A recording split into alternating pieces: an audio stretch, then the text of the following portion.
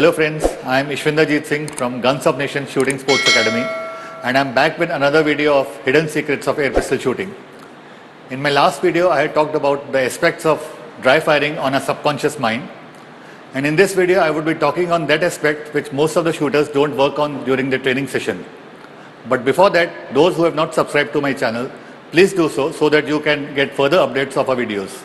As you all know that this is a standard 10-meter air pistol paper target on which we train or even play matches on.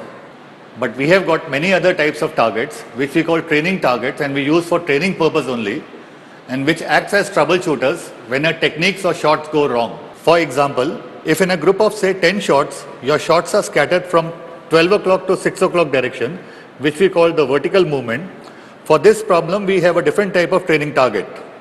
Or if our shots are moving in 9 o'clock to 3 o'clock direction, that is like this, which we call the horizontal movement, then we have a different type of target.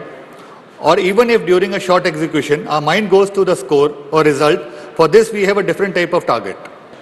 Out of many such training targets, today I would be talking on one specific target, which is like the first step of bringing down your pistol in a smooth and straight manner towards the aiming area. The way we bring down a pistol towards the aiming area has to be in a highly controlled manner, and it needs to stop at the right spot.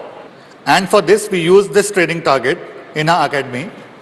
Here we use only a black colored strip which runs down vertically. Now the goal is not to hit all the shots in the black strip, but it is more process oriented. Now imagine if you are driving a car at a speed of 100 km per hour and are required to stop at a precise narrow stop line. There is every possibility that the car, because of its momentum, would stop either ahead of that stop line or may stop before that stop line. But if you drive the car at a very controlled speed of say 20 or 10 km per hour, there is every chance that the car would stop at the exact spot again and again.